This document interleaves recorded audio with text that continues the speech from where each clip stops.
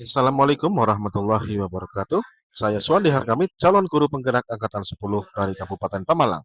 Pada kesempatan kali ini, kami akan mepresentasikan demonstrasi konseptual modul 3.1 pengambilan keputusan berbasis nilai-nilai kebajikan sebagai pemimpin. Dan profil dari fasilitator adalah Bapak Komari, kemudian pengajar praktik adalah Pak Suhendri. Pada kesempatan kali ini, saya mewawancarai dua narasumber. Yang pertama adalah Bapak Sri Raharjo, SPD, Kepala SDN 01 Kelagasana. Pada kesempatan kali ini, beliau menceritakan kejadian yang pernah dialami oleh Pak Sri Raharjo, yaitu ketika ada salah satu murid kelas 5 yang memiliki nilai akademik baik, akan tetapi tingkat kehadirannya di kelas rendah. Hal ini dikarenakan murid tersebut harus ikut membantu orang tuanya ketika memasuki masa panen maupun ikut mengasuh adik di rumah ketika orang tua pergi ke ladang. Yang jadi dilema di sini yaitu murid tersebut apakah bisa naik kelas 6 dengan tingkat kehadiran rendah atau tidak. Pertanyaan pertama yang saya ajukan kepada beliau adalah, apakah selama ini bagaimana Anda dapat mengidentifikasi kasus-kasus yang merupakan dilema etika atau rujukan moral? Nah, dari hasil jawaban beliau adalah sebagai berikut. Dilema etika atau bujukan moral. Istilah dilema etika maupun bujukan moral masih terasa awam bagi beliau. Akan tetapi, ketika saya menjelaskan secara singkat apakah itu dilema etika maupun apakah itu bujukan moral, ternyata hal tersebut memang sering beliau alami selama ini. Hanya saja belum mengetahui dari istilah masing-masing topik berikut. Kemudian, Kemudian beliau melanjutkan bahwa sejauh ini beliau tidak melakukan identifikasi secara khusus. Namun, beliau akan mempelajari dan menyimpulkan terhadap kasus-kasus yang terjadi di sekolahan.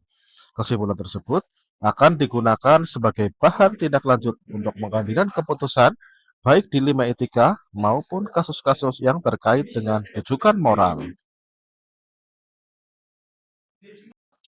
Pertanyaan selanjutnya adalah, selama ini bagaimanakah Bapak Sri Raharjo menjalankan pengambilan keputusan di sekolah, terutama untuk kasus-kasus di mana ada dua kepentingan yang sama-sama benar atau sama-sama mengandung nilai kebajikan? Jawaban dari beliau adalah, menurut Bapak Sri Raharjo, langkah beliau melakukan koordinasi atau musyawarah kepada pihak-pihak yang terkait, seperti guru, orang tua, komite, ataupun pihak lain yang diperlukan dalam rangka menyelesaikan masalah tersebut. Langkah ini dilakukan tidak hanya untuk masalah yang serupa, akan tetapi dilakukan untuk beberapa masalah lain yang memang mendesak untuk segera dilakukan pengambilan keputusan. Selanjutnya, langkah-langkah atau prosedur seperti apa yang biasa Pak Sri Raharjo lakukan selama ini? Dari pemaparan beliau, dapat saya simpulkan sebagai berikut. Yang pertama adalah pelajari dan analisis. Pada langkah ini, beliau mempelajari dan selanjutnya adalah menganalisis kejadian-kejadian berdasarkan fakta-fakta yang ada yang telah dikumpulkan dari berbagai pihak, mau atau dari pihak guru, dari pihak komite, ataupun dari pihak wali murid. Kemudian adalah prioritas. Di sini Pak Sri Raharjo menentukan skala prioritas kasus mana atau dari fakta-fakta mana yang akan dijadikan untuk pengambilan keputusan.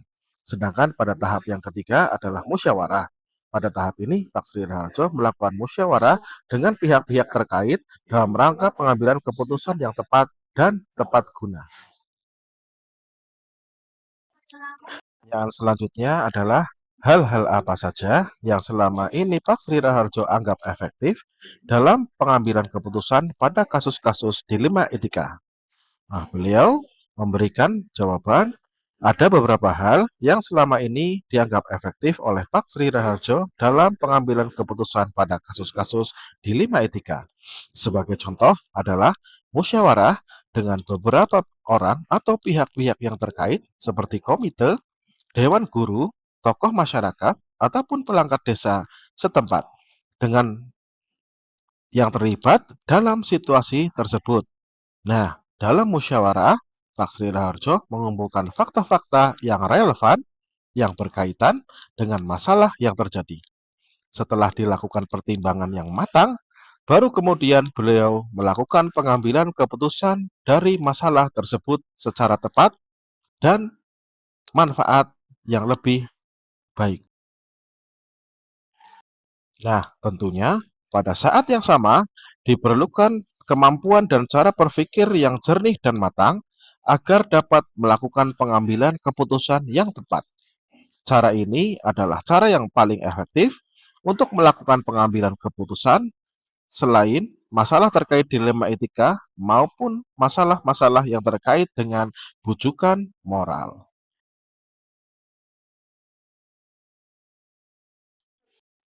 Pertanyaan yang selanjutnya adalah hal-hal apa saja yang selama ini merupakan tantangan dalam pengambilan keputusan pada kasus-kasus dilema etika?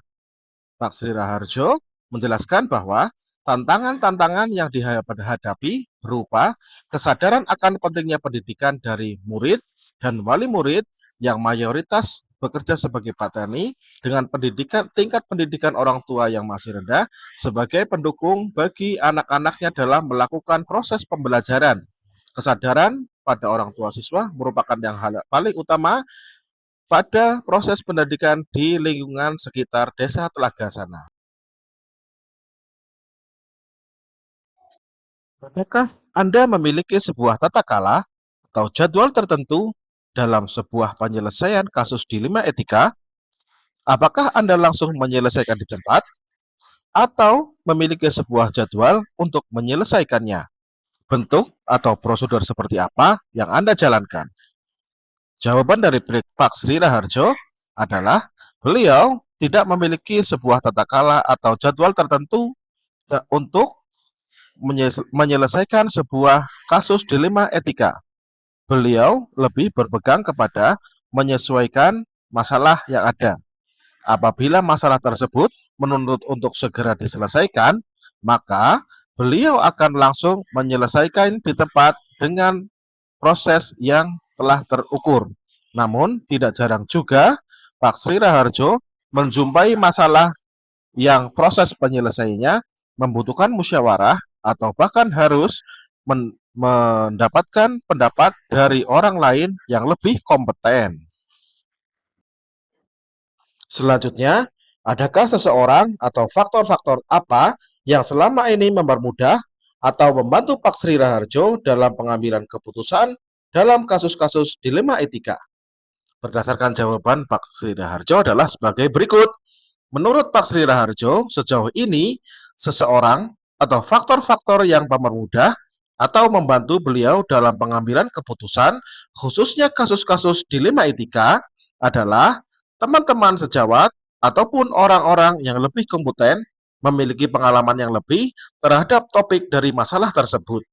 Apabila menghadapi sebuah masalah, namun beliau tidak memiliki pandangan mengenai sosok yang mempermudah tersebut, beliau akan memilih jalan musyawarah.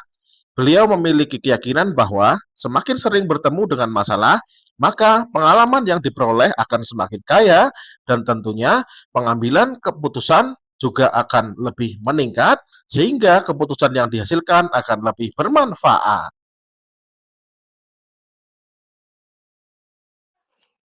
Dari semua hal yang telah disampaikan oleh Pak Sri Raharjo, pembelajaran apa yang dapat Anda petik dari pengalaman Anda mengambil keputusan dilema etika? Pembelajaran yang dapat dipetik versi Bapak Sri Raharjo adalah bahwa dalam mengambil sebuah keputusan, baik sebelum, selama proses pengambilan, dan pasca pengambilan, kita harus memiliki kesabaran yang lebih. Menurut beliau,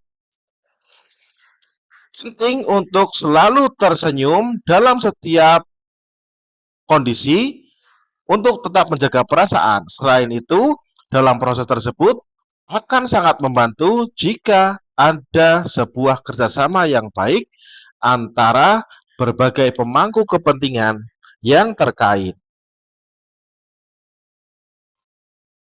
Selanjutnya, pada wawancara yang kedua dengan narasumber Bapak Yusmanto SPD SD, Kepala SDN 02 Tragasana, beliau menceritakan bahwa kejadian yang pernah dialami oleh Pak Yusmanto yaitu ada murid dari kelas 5 yang bernama Aldi, 2 minggu sebelum asesmen akhir semester 2, anak tersebut mengajukan pindah ke luar Pulau Jawa, tepatnya di Pulau Kalimantan, untuk mengikuti domisili orang tua yang berpindah ke sana.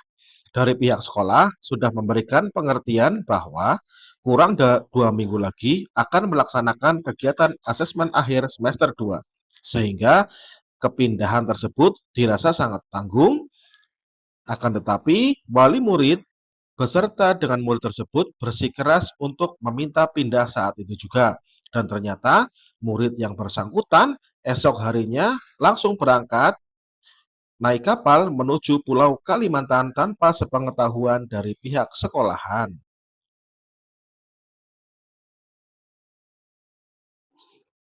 Pertanyaan yang diajukan adalah, selama ini bagaimana Pak Yusmanto dapat mengidentifikasi kasus-kasus yang merupakan dilema etika ataupun bujukan moral? Nah, dalam perjalanan selama menjadi kepala sekolah, tentu saja Bapak Yusmanto pernah mengalami kejadian yang merupakan dilema etika yang bersangkutan dengan murid, dengan guru, maupun dengan orang tua murid. Dalam konteks dilema etika di sekolah, keputusan yang diambil selalu tidak menyenangkan dan perlu pertimbangan tentang banyak hal untuk mencapai kesepakatan bersama.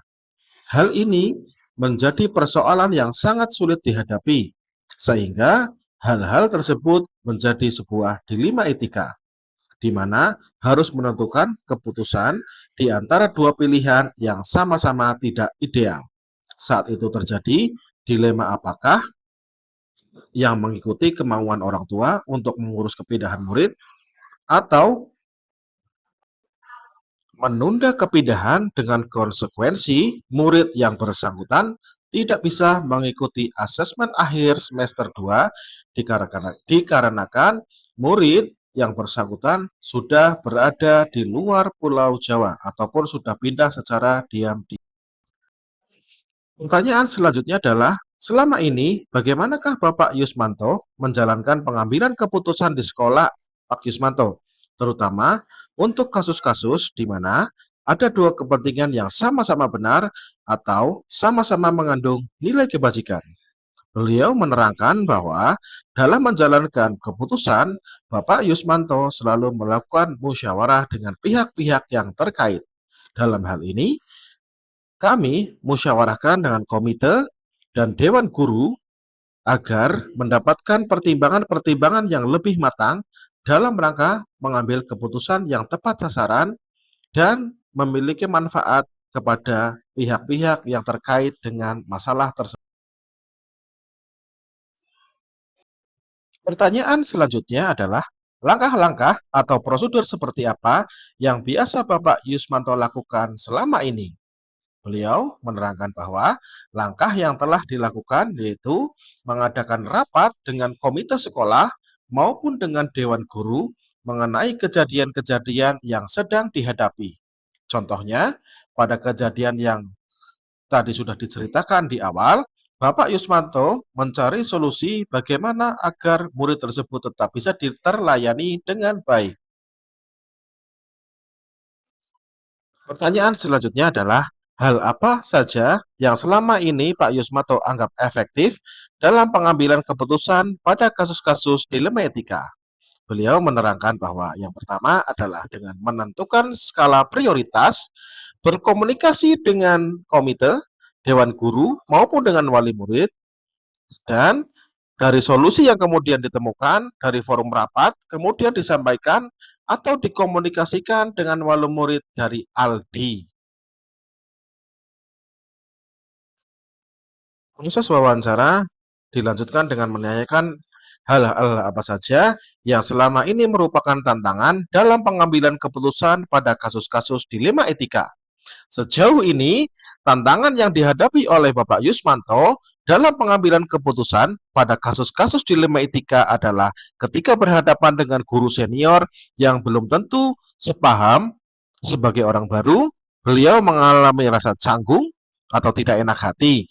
Beliau sadar bahwa rasa canggung tersebut lama-kelamaan akan hilang, namun Pak Yusmanto menganggap bahwa di awal karir sebagai kepala sekolah, mengatasi rasa canggung tersebut bukan merupakan suatu perkara yang mudah, sehingga baginya membutuhkan waktu, tenaga, dan pikiran untuk berlatih mengalahkan rasa tersebut. Tantangan selanjutnya yang dihadapi yaitu berupa kesadaran akan pentingnya pendidikan dari orang tua, wali, murid. Apakah Pak Yusmanto memiliki sebuah tata kala atau jadwal tertentu dalam sebuah penyelesaian kasus dilema etika? Apakah Pak Yusmanto langsung menyelesaikan di tempat atau memiliki sebuah jadwal untuk menyelesaikannya? Bentuk atau prosedur seperti apa yang Pak Yusmanto jalankan? Beliau menerangkan bahwa tidak ada jadwal khusus dalam menyelesaikan permasalahan dilema etika. Pak Yusmanto melakukan secara kondisional saja, tapi tentunya dengan memperhatikan banyak pertimbangan sebelum melakukan sebuah keputusan. Bisa berupa musyawarah dengan komite, dengan dewan guru, atau dengan melibatkan tokoh-tokoh setempat, juga melibatkan wali murid. Dan apabila permasalahan tersebut dirasa perlu memerlukan dengan wali murid. Pertanyaan selanjutnya, adakah seseorang atau faktor-faktor apa yang selama ini mempermudah atau membantu Pak Yusmanto dalam pengambilan keputusan dalam kasus-kasus dilema etika? Beliau menjawab bahwa yang membantu dalam pengambilan keputusan yaitu komite, dewan guru, serta rekan-rekan guru. Dan apabila diperlukan pengambilan keputusan yang lebih tinggi, beliau berkomunikasi dengan pengawas sekolah ataupun dengan kepala koordinator tingkat kecamatan. Dari semua hal yang telah disampaikan, pembelajaran apa yang dapat Anda petik dari pengalaman Anda mengambil keputusan dilema etika? Pembelajaran yang dapat dipetik yaitu mengenai komunikasi yang baik dengan pihak lain akan mempermudah dalam pengambilan keputusan yang bermanfaat bagi. Demikian dokumentasi wawancara kami dengan dua kepala sekolah. Mohon maaf atas segala kesalahan. Semoga dapat mengambil manfaat. Salam guru penggerak. Wassalamualaikum warahmatullahi wabarakatuh.